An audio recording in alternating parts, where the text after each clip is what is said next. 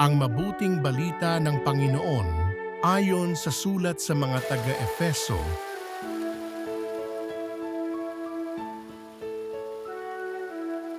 Mga kapatid, magpasalamat tayo sa Diyos at Ama ng ating Panginoong Hesukristo. Pinagkalooban niya tayo ng lahat ng pagpapalang espiritual dahil sa ating pakikipag-isa kay Kristo. At sa atin ngang pakikipag-isang ito, hinirang na niya tayo bago pa nilikha ang sanlibutan upang maging banal at walang kapintasan sa harapan niya.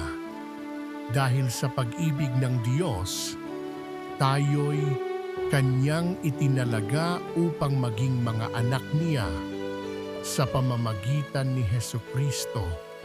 Iyan ang Kanyang layunin at kalooban. Purihin natin siya dahil sa Kanyang kahanga-hangang pagkalinga sa atin sa pamamagitan ng Kanyang minamahal na anak.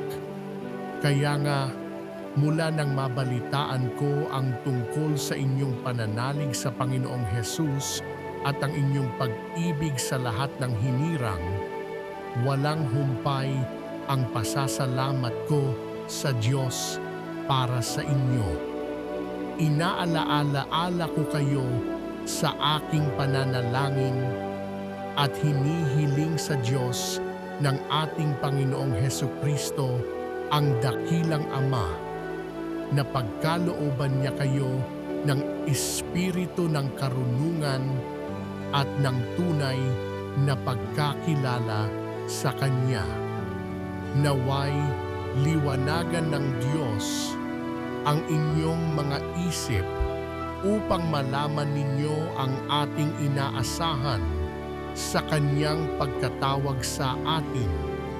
Ito'y ang kaluwalhatiang inilaan niya sa Kanyang mga hinirang.